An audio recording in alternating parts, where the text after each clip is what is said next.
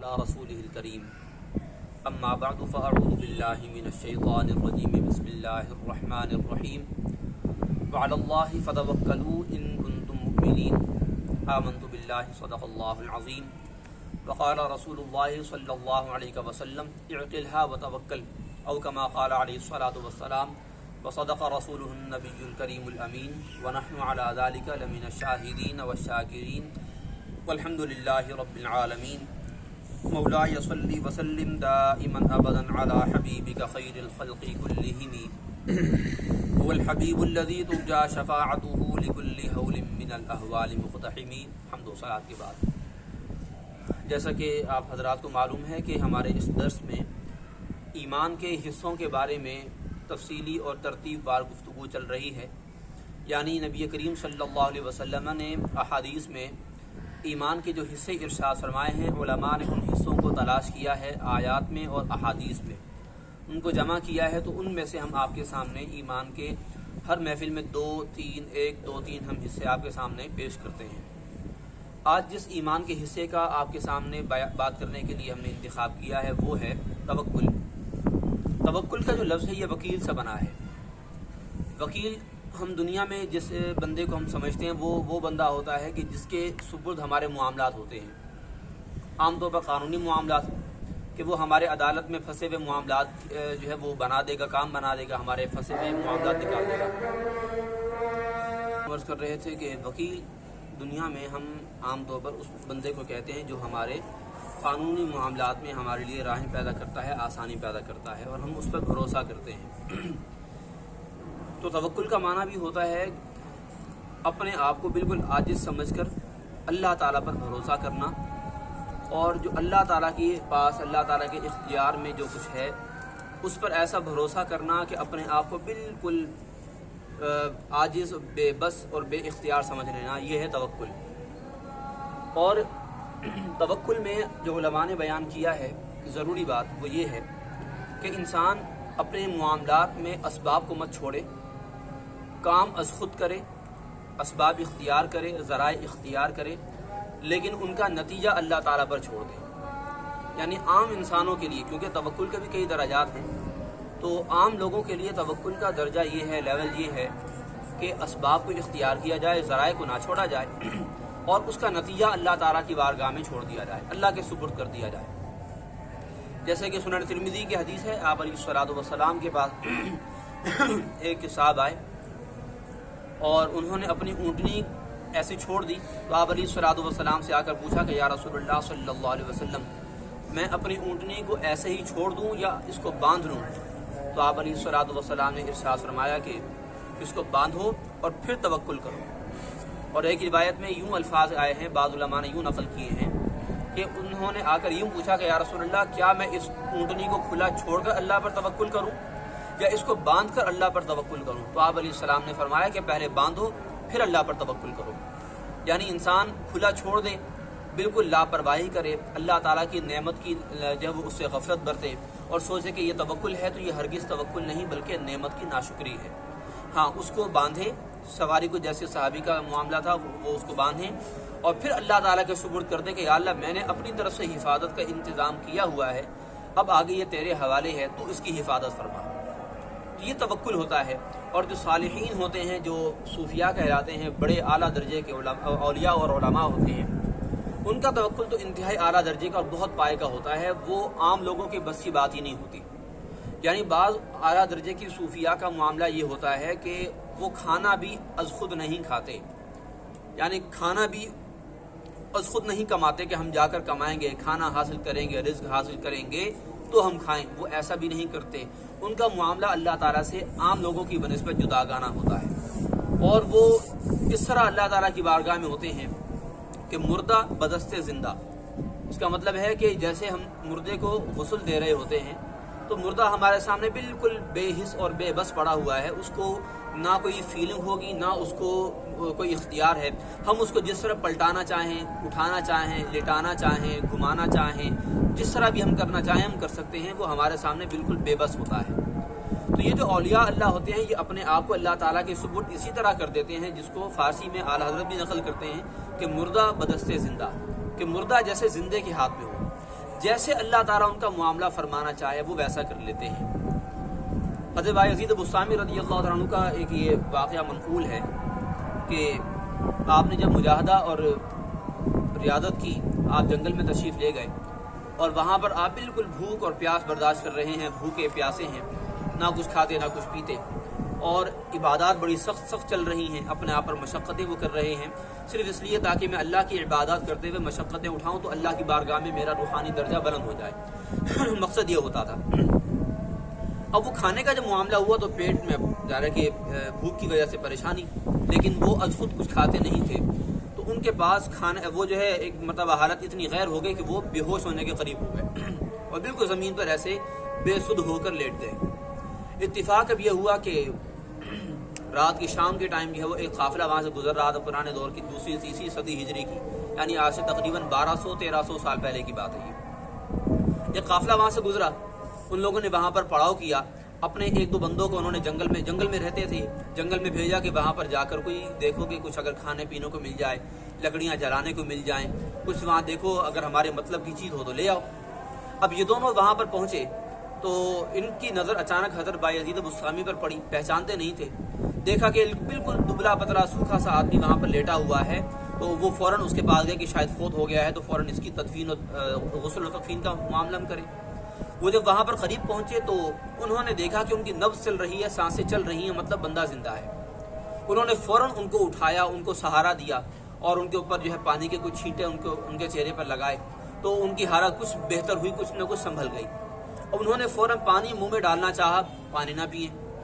کھانے کی چیز کوئی منہ میں ڈالنا چاہیں وہ منہ نہ کھولیں، کچھ کھائی نہیں، کیونکہ دل میں یہی تھا کہ میں اللہ تعالیٰ پر توکل کر کے بیٹھا ہوں کہ یہ چیز میرے اندر خود پہنچے گی، وہ یہ توکل کر کے بیٹھے تھے۔ اب یہاں تک تو ان کا توکل بہترین رہا کہ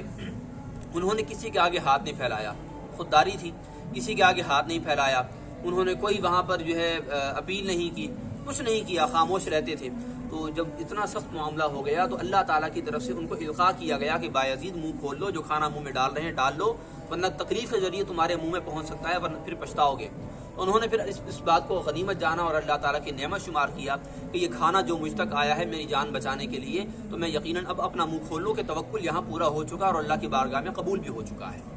اب یہ جو سبب ہے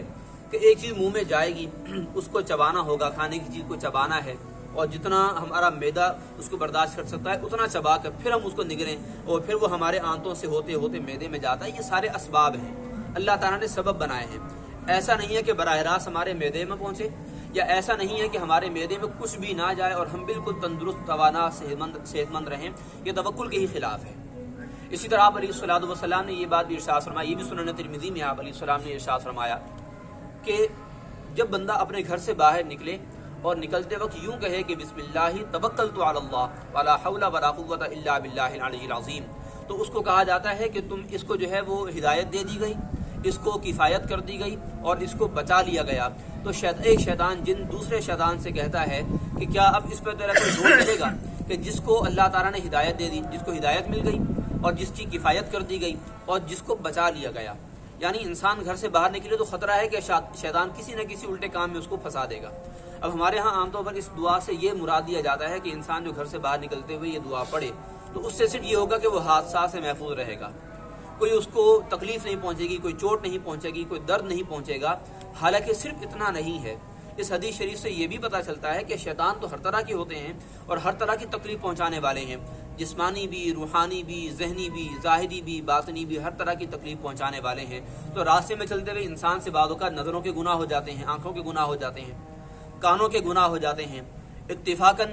اس کے ہاتھوں سے کوئی گناہ ہو جاتا ہے، اس کے پیروں سے کوئی گناہ ہو جاتا ہے، تو گناہوں سے بھی اللہ تعالیٰ اس کو بچا لیتا ہے اس دعا کے سبب۔ ورنہ اگر بندہ صرف یہ سوچ کر نکلے کہ میں نکل رہا ہوں، اللہ مالک ہے، دیکھا جائے گا جو ہوگا، تو یہ چیز اللہ تعالیٰ کو پسند نہیں ہے، بلکہ یہ بڑا بول ہوتا ہے۔ اور صوفیاء یہ فرماتے ہیں کہ بڑے بول سے ہمیشہ اجتناب کرنا چاہیے، بچنا چاہیے، کہ بڑا بول اللہ تعالیٰ کو پسند نہیں ہے۔ بڑا اللہ تعالیٰ ہے، اللہ تعالیٰ جو بڑی بات فرمانا چاہے وہ اسی کو زیبا ہے، بندے کے لیے بات مناسب نہیں ہے۔ اور یہ توکل کا معاملہ اتنا اہم ہے کہ حضرت یعقوب علیہ السلام جو یوسف علیہ السلام کے والد گرامی ہیں، اور دونوں والد اور شہزادے اللہ تعالیٰ کے جلیل القدر پیغمبر ہیں، حضرت یوسف علیہ السلام جب بالکل گم ہو گئے تھے، آپ کو واقعہ معلوم ہے، بالکل گم ہو گئی، کوئی عطا نہ پتا، کوئی بالکل ان کے بارے میں معلومات نہیں ہے، اور ایک عرصہ گزر گیا، بیٹے بھی ان کے مزید جوان ہو گئے، یعقوب علیہ السلام کے باقی بیٹے جوان ہو گئے، اور وہ غلے کا مسئلہ پیدا ہو گیا، بالکل قحط سالی بحران پیدا ہو گیا، بینکرپسی ہو گئی۔ تو انہوں نے ان کو پتہ چلا کہ جی شام کے اندر یا مصر کے اندر جو ہے، مصر کے اندر وہ ایک بادشاہ ہے، بڑا عادل اور رحم دل بادشاہ ہے، اور اس کے بعد بہت کثیر مقدار میں غلہ موجود ہے، وہاں سے جا کر ہم لے لیتے ہیں، پیسے دے کر اس سے وہ غلہ خرید لیں گے۔ اب یہ سارے بھائی وہاں پر جب جانے لگے، گھر سے نکلنے لگے، یعقوب علیہ السلام نے ان کو یہ بات ان سے فرمائی۔ قرآن مجید میں اللہ نے ارشاد فرمایا کہ یا بنی لا تدخلوا من باب واحد، اے میرے بچوں ایک ہی دروازے سے اکٹھے داخل مت ہونا۔ 11 بچے تھے، 10 بچے تھے جانے والے، ویسے یوسف علیہ السلام کو ملا کر 12 تھے، لیکن یہ جو اب غلہ لینے جا رہے تھے یہ 10 تھے۔ ایک وہ تھے جو یوسف علیہ السلام کے سگے بھائی تھے، اور ان کو حضرت یعقوب علیہ السلام نے جانے نہیں دیا تھا۔ تو اب وہ 10 بیٹے اکٹھے جا رہے تھے، تو ان کو یعقوب علیہ السلام نے فرمایا کہ ایک ہی دروازے سے مت جانا، وَادْخُلُوا مِنْ أَبْوَابٍ مُتَفَرِّقَةٍ، بلکہ الگ الگ دروازوں سے داخل ہونا، کیونکہ آپ جانتے ہیں کہ جو پرانے دور کے شہر ہوا کرتے تھے ان کے دروازے ہوتے تھے۔ فیصل آباد کا آپ دیکھ لیجئے، ملتان کا دیکھ لیجئے، لاہور کا دیکھ لیجئے، وہاں پر دروازے ہیں، دہلی گیٹ ہے، پاک گیٹ ہے، حرم گیٹ ہے، اس طرح کے مختلف گیٹس ہیں، دروازے ہیں، یہ اصل میں شہر کے دروازے ہوا کرتے تھے۔ تو پرانے دور میں اسی طرح جو ہے وہ قلعے کے اندر پورا شہر آباد ہوا کرتا تھا۔ تو یعقوب علیہ السلام نے ان کو یہ تاکید فرمائی۔ اس کے جواب میں اللہ نے کیا فرمایا؟ اللہ نے فرمایا کہ ما اغنی عنکم من اللہ من شیء۔ یعقوب علیہ السلام نے پہلے یہ کہا کہ یہ جو میں تمہیں تجویز دے رہا ہوں یہ تدبیر ہے، میں اللہ تعالیٰ سے تمہیں بچا نہیں سکتا۔ وما اغنی عنکم من اللہ من شیء الا حاجۃ فی نفس یعقوب قضاها۔ پھر اللہ آگے فرماتا ہے مگر ایک حاجت اور ایک ضرورت تھی کہ جو یعقوب علیہ السلام کے دل میں تھی اور وہ اس کو پورا کر رہے تھے، یعنی انہوں نے ایک تدبیر کی۔ اللہ تعالیٰ اس بات کی تعریف فرما رہا ہے، یعقوب علیہ السلام اللہ تعالیٰ کے فیصلوں کے مقابلے میں نہیں آئے، بلکہ اللہ تعالیٰ ان کی یوں تعریف فرما رہا ہے کہ انہوں نے اسباب کو،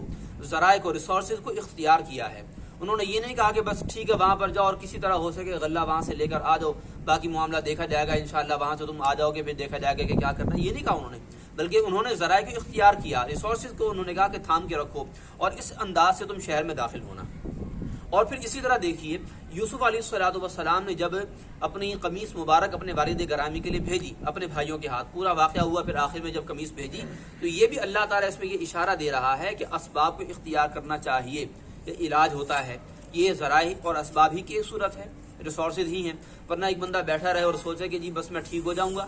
جیسے تیسے کر کے میں ٹھیک ہو جاؤں گا، اللہ مالک ہے، اللہ تعالیٰ میرا خالق ہے، اس نے بیمار کیا شفا بھی وہی دے گا، مجھے خود بخود وہ ٹھیک کرے گا، تو یہ بھی توکل کے صریح خلاف ہے۔ اسی طرح جیسے ہم نے حضرت بایزید بسطامی کا کھانے کے حوالے سے بیان کیا، سندھ کے ایک حکایت مشہور ہے بتائی فقیر کے بارے میں، بہت مشہور کریکٹر ہے ناولز کے اندر بالخصوص۔ وہ ان کا معاملہ بھی ایسا تھا کہ وہ فقیر سے بالکل درویش قسم کے آدمی تھے۔ ان کے ذہن میں بھی ایک دن یہی بات سمائی، ایک دن یہی بات آئی کہ میں جو ہے وہ زمین میں پورا دن گھومتا پھرتا رہتا ہوں، اللہ کی عبادت کرتا ہوں، اور کوئی مجھے کھانا دے دے میں اسے کھانا لیتا ہوں اور پھر کھاتا ہوں، تو توکل اللہ تعالیٰ کی بارگاہ میں ایک بڑا زبردست مقام ہے، تو کیوں نہ میں توکل کو آزماؤں جس طرح میں چاہوں۔ انہوں نے پھر ایک کام یہ کیا کہ وہ ایک درخت پہ چڑھ کے بیٹھ گئے، صبح کے وقت صبح ایک درخت کے اوپر چڑھ کے بیٹھ گئے اور وہاں پر بیٹھ کے اللہ کا ذکر کرنے لگے یا جو بھی ان کی مصروفیت تھی کرنے لگے۔ تو اب کچھ دیر کے بعد ان کو بھوک محسوس ہوئی، پیاس محسوس ہوئی، لیکن ان کے دل میں وہی خیال تھا کہ میں تو توکل پہ بیٹھا ہوا ہوں، اللہ خود کھانا پینا بھیجے گا تو میں کھاؤں گا۔ مزید برداشت کیا، دل میں ایک دو بار خیال آیا کہ چلو نیچے اتر لیتا ہوں، ایسا بھی کیا ہے نیچے اتر کے پانی تو پی ہی سکتا ہوں، لیکن پھر خیال آیا کہ نہیں، یہ توکل کے خلاف ہو جائے گا، میں یہیں بیٹھا رہوں گا اور میرے پاس کھانا پینا آئے گا تو میں کھاؤں گا اور پیوں گا۔ اب دوپہر ہو گئی، شام ہو گئی، اندھیرا ہونے لگا، بڑے پریشان کہ اب کروں تو کیا کروں، پورا دن گزر گیا، اللہ تعالیٰ کی طرف سے کوئی میرے پاس نہ کھانا آیا نہ پینا آیا، اب میں کروں تو کیا کروں، پیٹ جو ہے میرا جو ہے وہ شدید خالی۔ اب اللہ کا کرنا یہ ہوا کہ جب انہوں نے یہ ارادہ کیا کہ اب میں نیچے اتر ہی جاتا ہوں، اسی وقت ایک بندہ آ گیا اور وہ نیچے کھڑا ہوا تھا، تو وزائے فقیر جو نیچے اترنے کے راستے تلاش کر رہے تھے ان کی نظر بندے پر پڑ گئی، اس کے ہاتھ میں کھانا تھا، تو ان کی جان میں جان آئی، وہ بیٹھے رہے وہیں پر، اور اس بندے کی اچانک نظر وطائے فقیر پر پڑ گئی، تو اس نے کہا کہ بابا جی آپ نیچے آ لیں، میں یہ کھانا آپ کو دینے کے لیے آیا ہوں۔ تو اس نے کہا کہ اچھا میں بھی آتا ہوں، لیکن جیسے نیچے اترنے لگے پھر خیال آیا کہ نہیں، یہ بھی توکل کے خلاف ہے، میں نیچے کیسے اتروں، بندہ خود میرے پاس آئے یا کھانا خود میرے پاس آئے۔ تو انہوں نے کہا نہیں بھائی میں نیچے نہیں آتا، تم کھانا خود میرے پاس اوپر پہنچاؤ گے تو میں لوں گا ورنہ نہیں لوں گا۔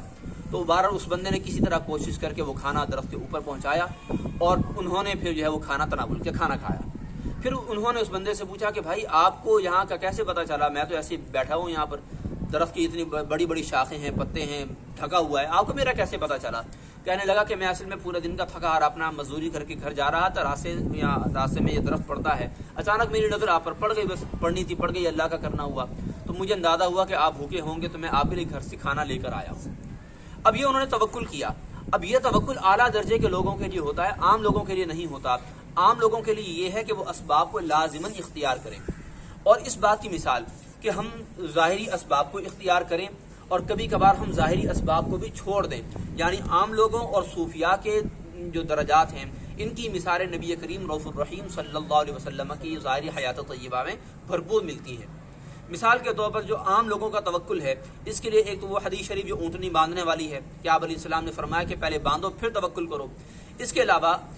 بخاری شریف میں حضرت عبداللہ بن عباس رضی اللہ تعالیٰ عنہما کا یہ فرمان ہے،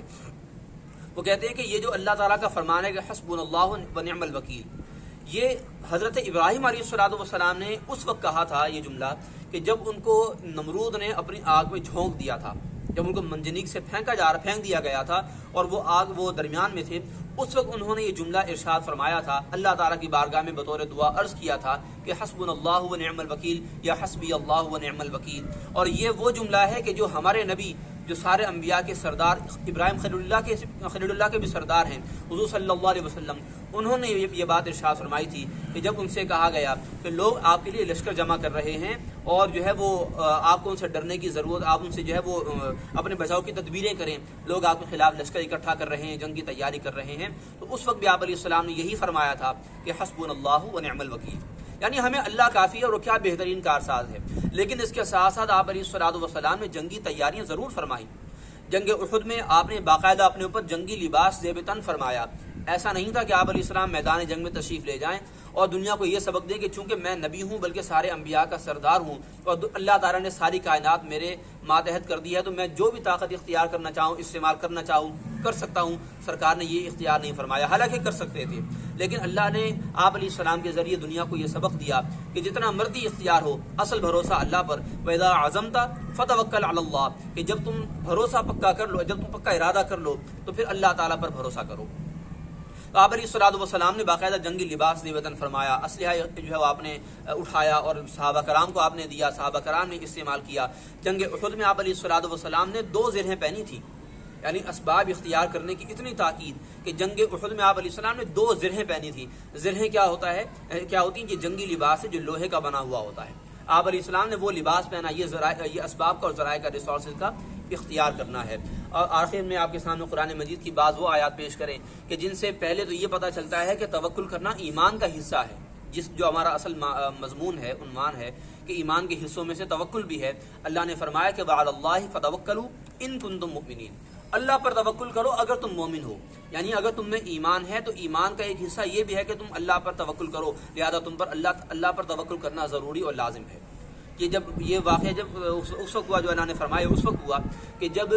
حضرت موسیٰ علیہ السلام اپنے بھائی حضرت ہارون علیہ السلام اور اپنے قوم کو لے کر قوم جبارین سے جنگ کرنے کے لیے نکلے تھے، وہاں پر پہنچے۔ وہ بڑی خطرناک قوم تھی اور بڑے جنگجو بہادر اور بڑے ٹرینڈ لوگ تھے، پورے سولجر سے وہ لوگ۔ اب یہ موسیٰ علیہ السلام کی قوم تھی، یہ وہاں پر پہنچے، انہوں نے دیکھا تو ان کو اندازہ ہوا کہ یہ ہمارے بس کے نہیں ہیں، یہ ہم سے قابو نہیں آئیں گے، تو وہ وہیں پر بیٹھ کر کہا کہ ہم نے یاد موسیٰ۔ تو اس قوم کے کچھ لوگوں نے، اللہ نے ان کے 2 تعداد بیان کی ہے، 2 ہیں ان کی تعداد، کہ ان لوگوں نے کہا کہ اللہ تعالیٰ نے تم پر جو ہے انعام کیا ہے تو تم اللہ کے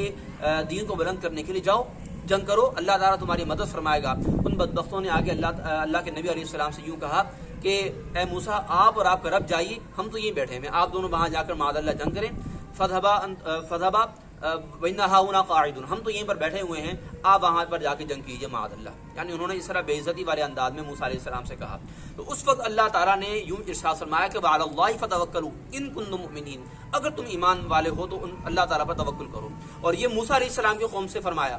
جب موسیٰ علیہ السلام کی قوم جن کی شریعت ہماری شریعت سے کم فضیلت والی ہے، ان لوگوں کے لیے جب اتنی تاکید سے اللہ نے فرمایا اور ان کے ایمان کا حصہ قرار دیا تو ہمارے لیے کتنا ہوگا، اس کا اندازہ اس بات سے ہو سکتا ہے۔ اس کے علاوہ توکل ایک ایسی چیز ہے، صوفیاء یہ بیان کرتے ہیں کہ